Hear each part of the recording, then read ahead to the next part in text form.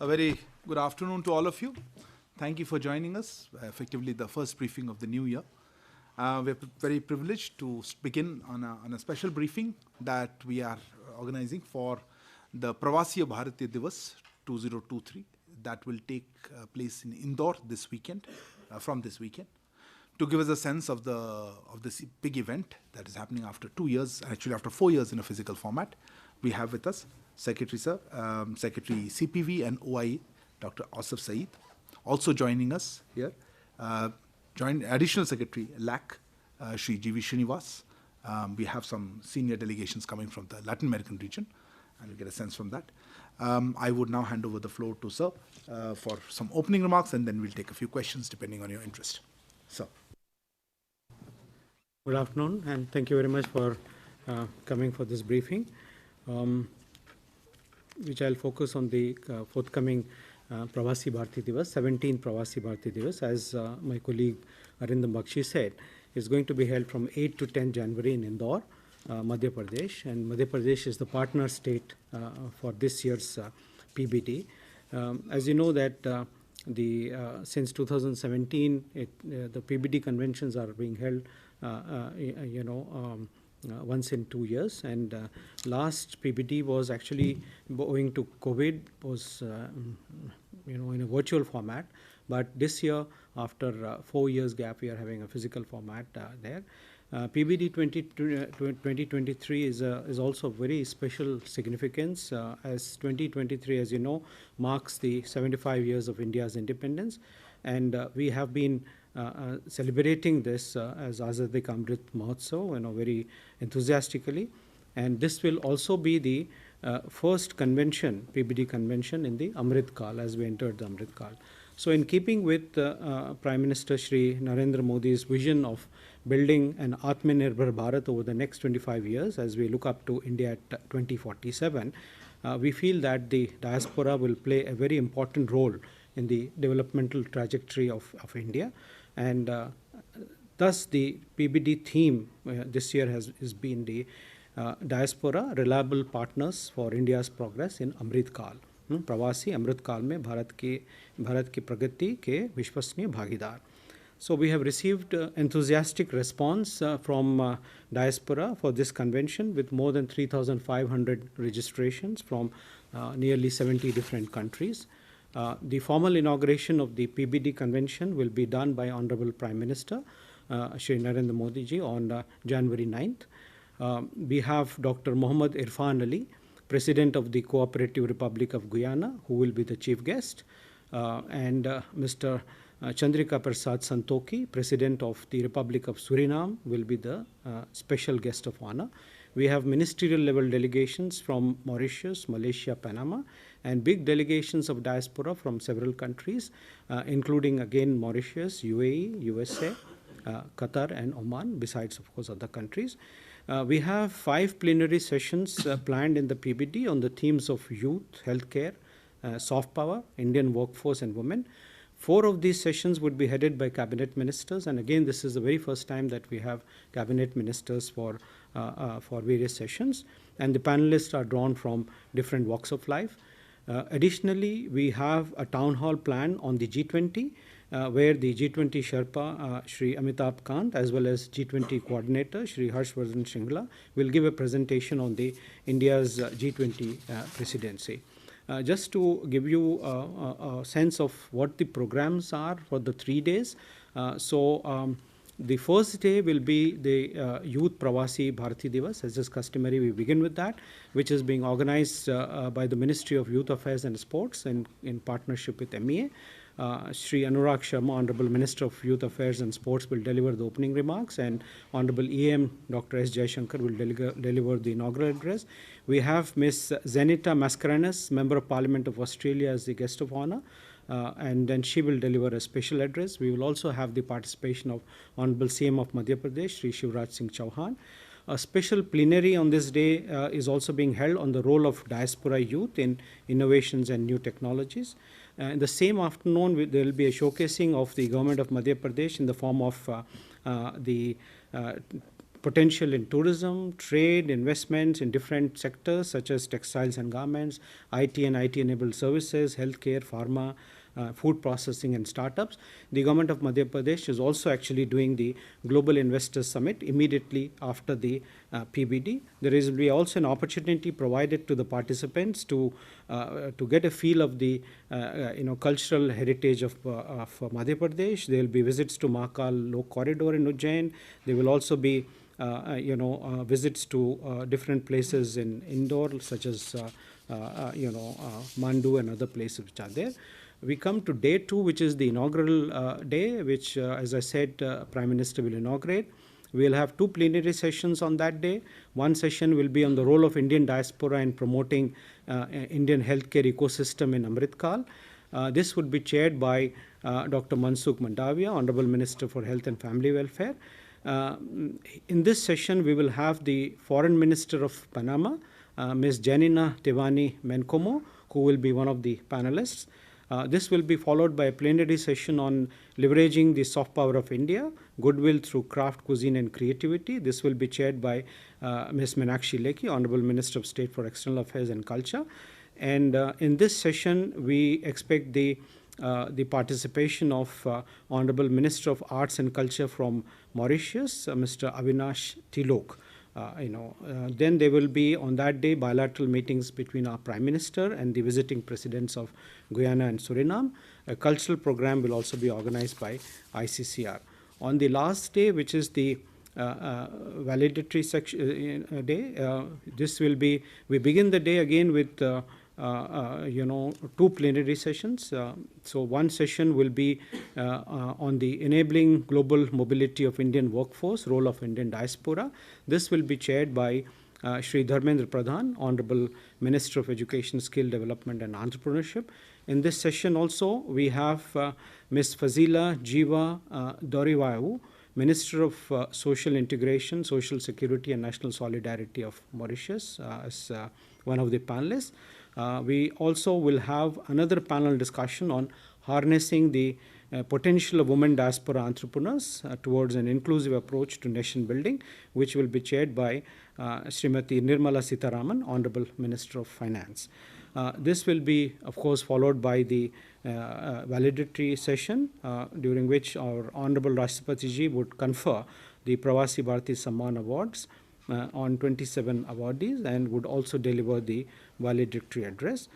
We expect the participation of Honorable External Affairs Minister, the Chief Minister of Madhya Pradesh, as well as Honorable Minister of Civil Aviation, Shri Jyotiradiya Scindia, in the valedictory session on this. So this would be it, and we have, of course, as I said, there will be 27 Pravasi Bharatiya Samman Awards, which will be conferred. For the first time, we are also having the awardees from countries which have so far not received the awards, such as countries Brazil, Croatia, Denmark, Uzbekistan, Republic of Congo, and South Sudan. The awards reflect wider geographic representation.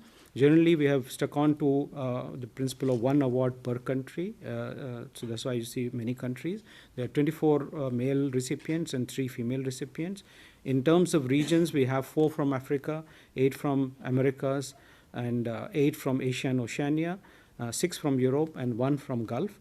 And various states are represented: AP 1, Bihar 2, Chhattisgarh 1, Delhi 2, Gujarat 3, JNK 1, Kerala 3, Maharashtra 2, Punjab 2, Rajasthan 2, Tamil Nadu 3, and UP 5. So basically, this is the, in a sense, the essence of PBD, 17 PBD. I'll be very happy if you have any particular, questions to ask or anything which you would like me to highlight on. Thank you. Thank you very much, sir. Would you like to add anything? Okay. Before I open it for questions, just wanted to mention, please follow our website for this. We'll try to bring you updates. The MEA social media handles also, as well as the YouTube, which we'll try to bring you some sessions which can be put on live, perhaps, as much as possible. Accreditation has already happened for the event, and I know some of you would be going to Indore. We also have a lot of people from abroad who are joining media who are already there. So we look forward to following up on this. For the moment, if there are some questions, then I'll take that. I saw your hand first. We'll start with that. And yeah. Please Sir, introduce I'm yourself. Suman from Sansar TV. Actually, can we know that what is the basis on which this Pravasi Bharatiya Samman is being given to different persons from different countries? So you want to take the questions together? Or? Yeah, okay. Maybe we'll take a couple of more questions before I know. Yes, go ahead. So Ayushi from ANI. So you mentioned about the plenary session on mobility. Will there be discussion on the issue of simplifying immigration rules as well? Sorry, whose immigration rules? On the immigration rules. Who's Indian or foreign? Yeah, Indians and foreigners both. Let's be clear. Indian immigration rules. What's the Indian problem? immigration in What is the problem that you have with the Indian immigration so rules? there are a lot of problems that people face while immigrating. So anything that yesterday also in the curtain raiser so said that we are government is trying to simplifying the Emigrating. rules. Yes, emigrate. Yeah. Emigrate. Yeah. It's okay. Sorry, I heard immigration. Okay. And there was one more question. Okay, Siddhant, I'll come. Yes, Siddhant, go ahead. Sir Siddhant from Beyond. Focus on Caribbean's two leaders, presidents from Suriname and Guyana. Any key thought process behind inviting leaders from Caribbean? And also, Europe has 3 Indian origin leaders now. Any virtual addresses by them now? I mean, we have Rishi Sunak, Irish leadership, and of course, Portuguese as well. So maybe we'll take this round, and if there are some more questions, we'll take Okay. that. So to you. Yeah. Akhilesh, your question. You see, the criteria for Pravasi Samman Award is very, clear and laid out. And since the inception of the awards, this is basically, one for the individuals who have done, the Pravasi individuals who have done very well, first of all, in their own fields, respective fields, whatever the fields may be. It could be education, it could be art and culture, it could be business, science and technology. Also for contribution in India and contribution in their country, and also their services to the communities where they are residing. So this is the broad principle which has been followed since the inception of the awards in 2003, and the same principle has been followed in these awards also. You have asked for questions on migration and mobility. Of course, this is an important subject. I do not know whether this will be specifically addressed during the PBD, but this is more of the initiative of the Government of India. As I said in yesterday's curtain raiser, that the Government of India is very keen to streamline the immigration processes and also to create new mobility pathways for our individuals so that we could get newer opportunities, we could provide newer opportunities for them, to look for jobs, and also to redefine the role of immigration officers from regulators to more as facilitators now. So that is what will be the essence when we come up with the new immigration bill. As this is also the thought process when we are signing the migration and mobility partnership agreements with various countries. So this is it. On the Caribbean, maybe you would like to add something. I'll pass it on to G.V. Srinivas. No, as the Additional Secretary of Latin America and the Caribbean, I can only be happy that 2 of the leaders from the Guyanese side and the Suriname side will be coming and participating in the Pravasi Bharatiya Divas. And the reasons behind inviting these 2 leaders is pretty obvious. Guyana has 40% of the Indian origin people in the country, and they have elected an Indian origin man as the president. Similarly, in Suriname, 27%, but it is the majority Indian origin population that Suriname has. As we celebrate India's Diaspora Connect as a part of the Pravasi Bharatiya Divas, it was befitting that we invited these 2 leaders. President of Guyana is coming as the chief guest at the invitation of Prime Minister. President of Suriname is coming as the special guest of honor. Just one point which I will elaborate on what Secretary just mentioned is that the last session was virtual one, in which the chief guest was then Suriname's president, who obviously could not come here in person, and we invited, and fortunately he is able to come as part of the session.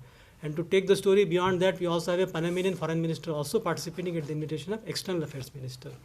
So I think this is underlining the connect which we have with Latin America, with the diaspora being our main conduit of relationship in this part of the world. I just want to add here that you see yesterday in one of the sessions, one of the speakers was saying that you see when we have Indian diaspora, 32 million in all, with 18.68 million as the persons of Indian origin.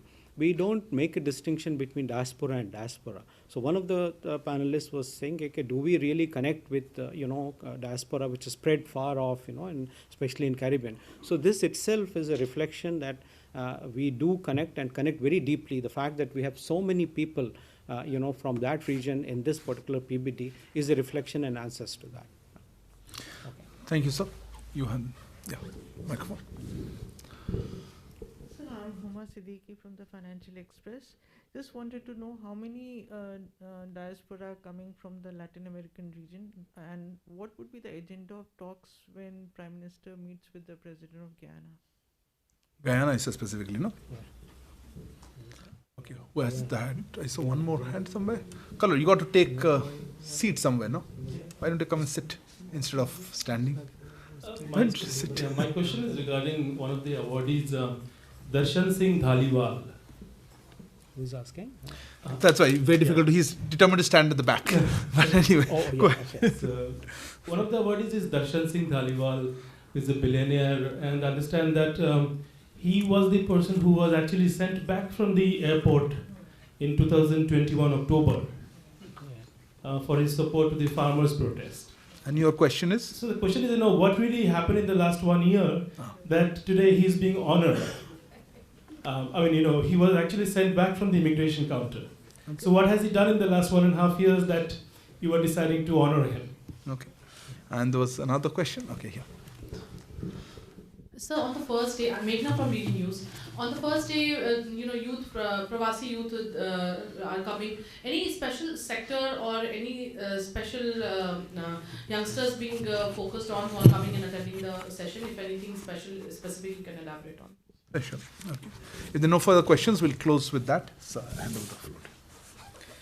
Yeah. Okay. On the question of the topics for the bilateral, I think. The focus would be on energy. One is that our own energy demands are expected to go up from 4.8 million barrels per day in 2021 to almost 11.1 million barrels per day as we look decades later. So Indian companies are already importing crude worth about $1.5 million from Guyana.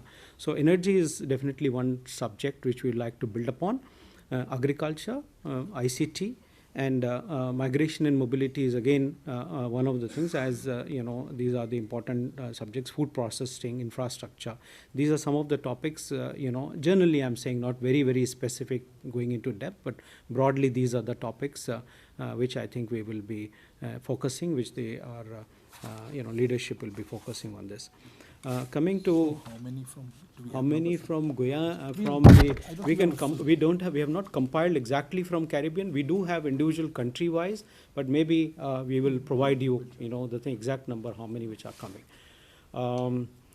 You see, as I said in the beginning, the awards are given on a particular criteria, which my friend here asked from Sunset TV, and the same criteria was also, adopted, when selecting Shri Darshan Singh Dhaliwal for his own contribution and in the criteria which has been mentioned. So nothing more should be, attributed to it than this. Then the third question was on Pravasi Bharatiya, anything special in that? Yes, you see, there are the whole idea is that since our youth has been, when we are saying that the diaspora would play a very important role as India is looking ahead, at 2047. So the whole policy is to mainstream the diaspora for our national growth and development. So engaging the youth is an important component, because you know that India has the biggest youthful population, and the youth has been contributing meaningfully through technological innovations in various fields, and particularly in IT, startups, and many other things. They have very innovatively made a name for themselves, not only in India, but also in their countries of origin. So what is the thought process is that today's youth, in the next 25 years, they would be reaching their peak of their careers, and they would be in a very important positions, either in their own careers or in the decision making. So it is important that we engage with them. So there are no particular sectors defined, but definitely our idea is to engage with them across the board in various things and explore ways and means how we can engage the diaspora youth in national building and how we can assist them, in this further process, which we are very keen that India focuses on the diaspora youth. The special invitee, we said, no, there's... so for the youth... yes, session, I did mention to you that the guest of honor is Ms. Zeneta Mascarenas. She is a member of parliament from Australia. So she is a special invitee and she will do the special address. We also have... we do conduct the No India program. Ministry of External Affairs conducts this No India program. This is a very dedicated, specific program directed at the diaspora youth. So this time we have two programs which are running parallelly. One program, one group has gone to, 40 people have gone to Karnataka. 40 youth will be doing this program, currently doing the program in Madhya Pradesh. So these 80 diaspora youth would also be the special invitees for the youth PBD. Thank you very much, sir. Thank you for your briefing. May I also thank Shri G.V. Srinivas, Additional Secretary LAC, for being present. Thank you all for joining us and look forward to engaging with you as the PBD unfolds over the next few days. Good afternoon. Please stay tuned. We'll just continue with our weekly briefing after this.